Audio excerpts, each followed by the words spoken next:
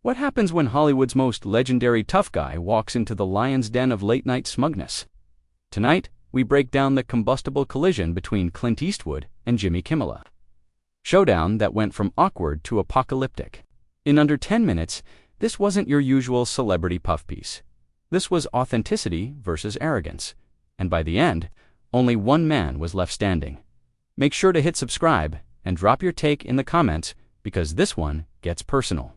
The set of Jimmy Kimmel Live was its usual cocktail of artificial charm and studio lighting. The band played, the crowd roared.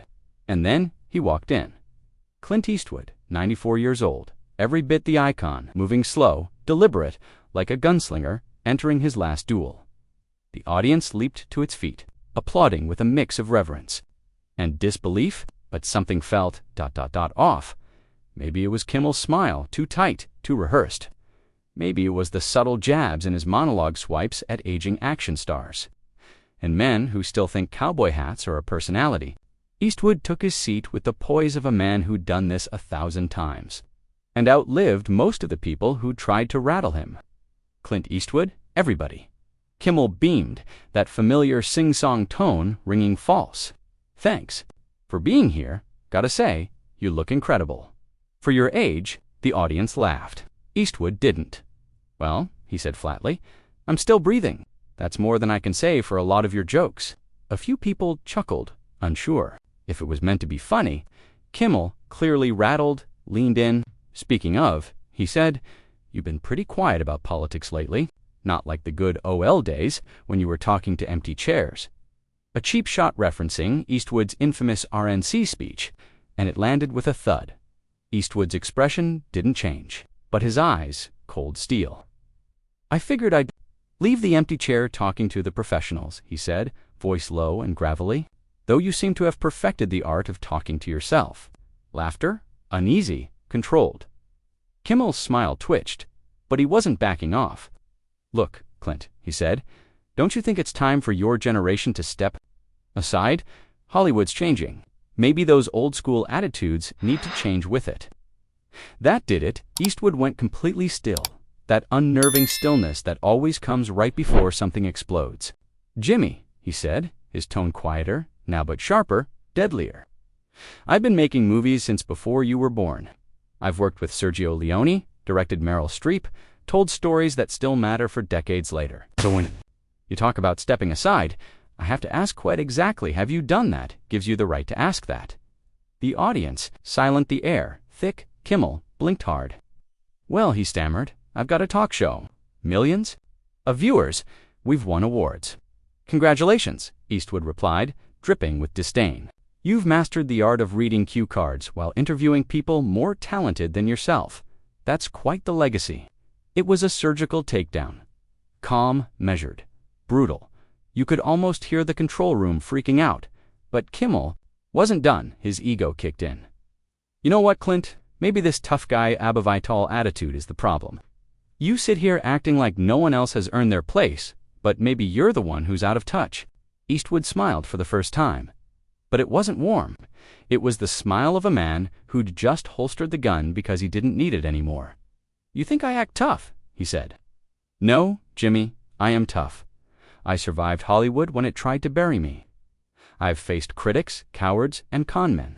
And let me tell you, there's nothing more fragile than a late-night host trying to act important. That line hit like a bullet, and the studio erupted. Some clapped, others sat in stunned silence. Kimmel tried to pivot, but the damage was done. The audience knew it. Eastwood knew it. Even Kimmel, especially Kimmel, knew it. This wasn't an interview, it was a showdown, and Jimmy never even drew his weapon. It's a little outdated, Kimmel said, trying to sound casual but unable to hide the smirk. I mean, we're living in different times now. People want authenticity, not some cowboy act from the 1970s. The crowd chuckled nervously. Eastwood didn't blink. His jaw tightened, just slightly. When he finally spoke, his voice was quieter than before, so quiet it made the room lean in. Cowboy act, he repeated slowly, the words rolling off his tongue like a threat. Son, I've been shot at with real bullets. Not the kind fired from critics hiding behind keyboards. I've worked 16-hour days in 100-degree heat, making films that actually meant something. I've launched careers, kept people employed, told stories that stood the test of time. You sit behind a desk, making jokes about people who do real work. So go ahead, tell me again about authenticity." The audience shifted in their seats. Kimmel's trademark smirk faded, replaced by the look of a man rapidly losing control of the room. "Look, all I'm saying," Kimmel tried again, his voice thinner now, "is that maybe it's time for some of these old-school Hollywood guys to admit times have changed. The industry's evolving. Some attitudes need to evolve too. We can't keep celebrating the same old masculine toxicity." Eastwood didn't flinch, but something behind his eyes went cold. "Masculine toxicity," he said, voice now sharpened to a blade. "Is that what we're calling it now? When a man works for a living, when he takes responsibility, when he doesn't need to tear down others to feel important, the silence after that was absolute. You want to talk evolution, Jimmy?" Eastwood continued. "Let's talk. Back in the day, entertainers had to do something. Sing, dance, act, tell a story that meant something. Now you can build a career reading tweets and making faces at a camera. That's not evolution, son. That's devolution." Kimmel's face had gone red. The man who made his name having the last word suddenly had nothing left to say. But his ego wouldn't let him back down, and then he made a fatal mistake. "You know what, Clint? Maybe you're just bitter that Hollywood moved on without you. When's the last time you made a movie anyone under 30 actually watched? Maybe instead of lecturing me about talent, you should focus on staying relevant." It hit like a gunshot in a quiet room. Even the cameraman froze. Eastwood didn't respond right away. He just stared at Kimmel with those pale, unblinking eyes that had cowed actors and studio execs for half a century. Then he leaned in, past Me by Jimmy. My last film made over $200 million worldwide. It was nominated for 6 Academy Awards. But here's the real. Punchline show gets what? 2 million viewers on a good night. My movies, the ones nobody watches, according to you, are playing in theaters and streaming across the globe. People still quote them, still talk about them now. Tell me, how many of your jokes from last week do you think people remember?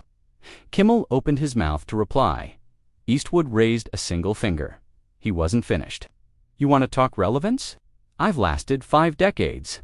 In this business, I survived every trend, every culture shift, every time the industry tried to reinvent itself. You know why?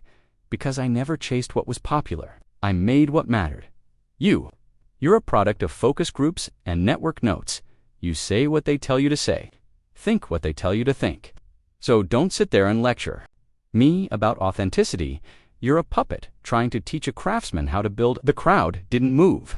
The energy had shifted completely. Kimmel, visibly flustered, tried to pivot, but his final play only made things worse. "Okay, nice speech. But let's be honest, Dura had problems. Sexism, no diversity. The whole boys' club thing. Maybe some things were better left behind. That did it." Eastwood's expression didn't just harden, it steeled boys' club. "Jimmy, I've worked with some of the strongest women in this business. I've directed actresses to Oscar nominations. I produced films with female leads when no studio would touch them. I've hired women as cinematographers, editors, producers, real jobs, not punchlines. What have you done for women in this industry, besides turn them into set dressing and punchlines?" Kimmel blinked, stammered. No answer came. "And diversity," Eastwood continued, gaining steam. "I was putting diverse casts on screen when executives told me not to. I didn't need a hashtag. I didn't need approval. I did it because it was right.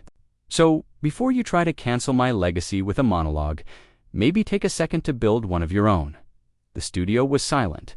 No laughter, no music. Just one man still and unmoved and another trying not to collapse in his own chair. This wasn't a moment. This was a reckoning.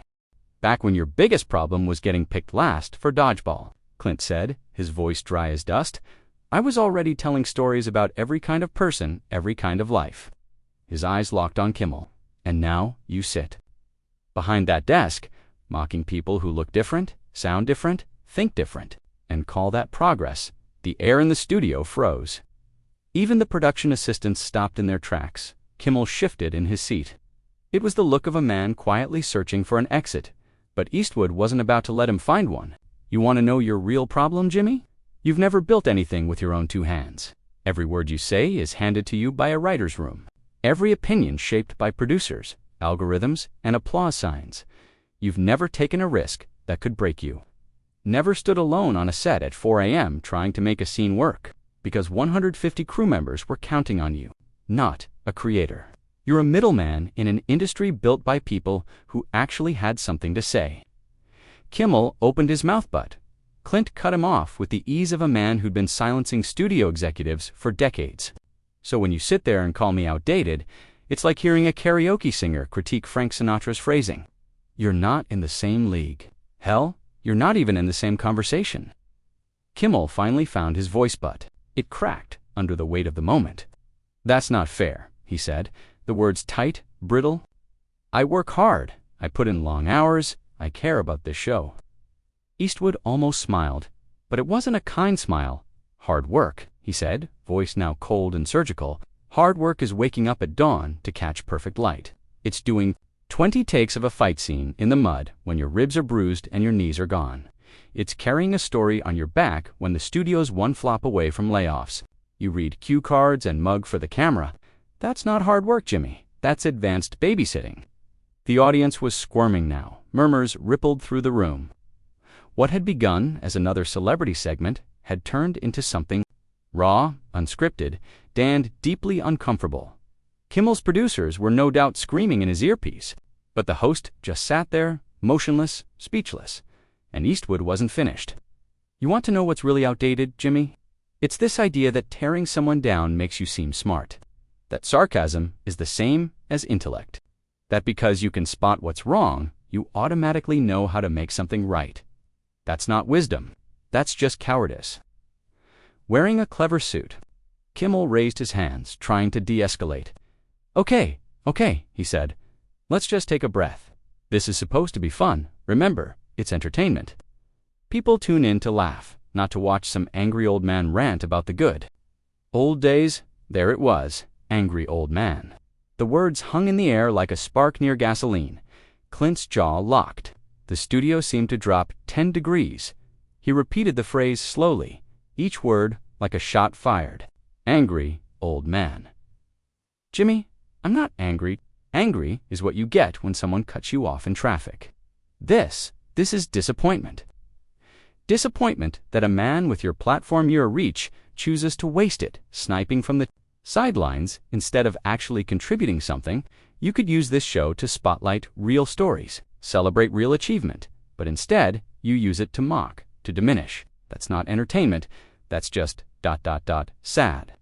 The word sad didn't echo, but it didn't need to. It settled on the room. Like dust on a forgotten photograph, Kimmel's face turned from red to pale. You could see the moment the mask cracked. He wasn't defensive anymore. He was angry, but it wasn't righteous anger. It was petulant, immature, the tantrum of a man backed into a corner. You know what's sad, Clint? He snapped, watching someone who used to be relevant try to lecture the world about how it should work. You think you're some monument to truth, but all you are is toxic masculinity in a cowboy hat. You're not a role model, you're a relic.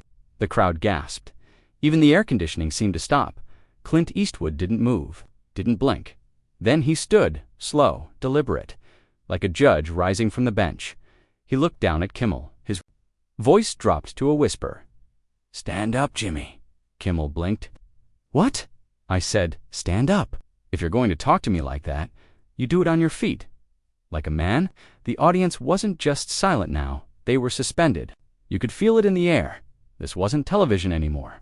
This was reckoning. Kimmel's eyes darted across the studio for a cue card, a producer, a punchline. None came. Clint Eastwood took a step closer. "Clint, maybe we should stand up."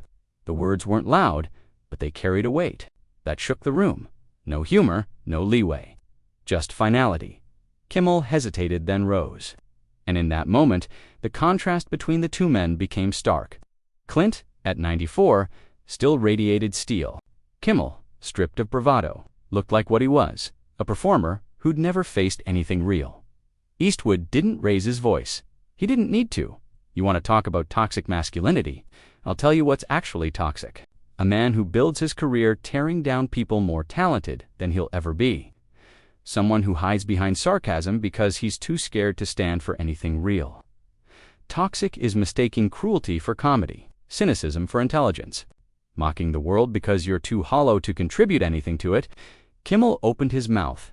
Eastwood raised a hand. Don't even the air seem to still. You sit behind that desk and make sport of people who dare to try. Athletes, artists, dreamers, builders, anyone who risks something to create anything. You mock their failures, you cheapen their victories, and you do it with that smug little smile that says, I'm untouchable. Eastwood stepped closer. His voice grew quieter but sharper.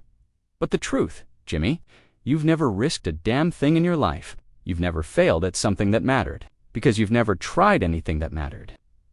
The studio held its collective breath. Kimmel looked small, now shoulders drawn, sweat beating at his temple. His wit had abandoned him. He was no longer hosting. He was surviving. You want to know what real masculinity looks like? Eastwood continued. It's taking responsibility. It's treating people with respect even when you disagree. It's protecting those who can't protect themselves, not turning them into punchlines for a cheap laugh. Kimmel finally found his voice, but it cracked under pressure. This is my show, Clint. You can't just, what? Eastwood snapped, cutting him off like a blade. Can't just tell the truth? Can't call a bully what he is? You're right, this is your show, which means every insult, every cheap shot, every moment of mockery that airs. That's your legacy. A murmur rippled through the crowd, but it wasn't laughter. It was discomfort. They were witnessing something real, and it stung. You want to know the saddest part?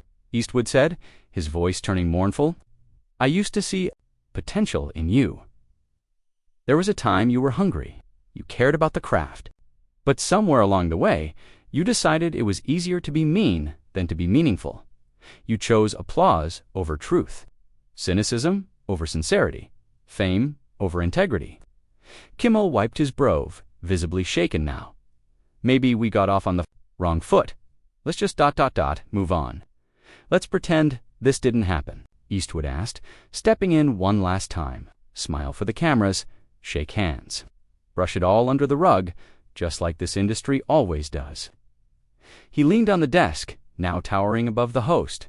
That right there, Jimmy, that performance is. What's killing this business? No one wants truth. No one wants conflict.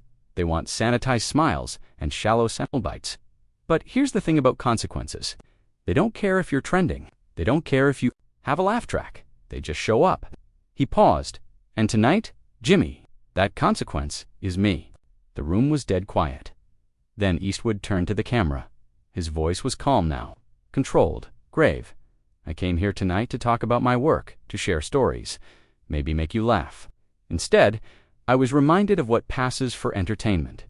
Now, disrespect dressed as wit, arrogance parading as insight. Let me be clear, being cruel is not the same as being clever, and I won't sit here and pretend it is. He looked back at Kimmel one last time. You know, Jimmy, you might learn something from those old westerns you love to mock, because back then, the good guys didn't hide behind scripts and spotlights. They stood for something. They built towns instead of burning bridges. They had what we used to call character a beat past. Then Eastwood adjusted his jacket and walked off. No music, no applause, just the sound of his footsteps echoing across the stage. Kimmel stood frozen behind the desk. A man who'd just been stripped, barren. In front of the world, the cameras kept rolling. But there was nothing left to capture, only the aftermath of a takedown. That wasn't loud, but devastating. That's what happens when Hollywood's last real gunslinger meets late night's most arrogant host. Now the only question is, did Clint go too far, or did he say what needed to be said? Drop your thoughts in the comments and subscribe, because this story isn't fading anytime soon.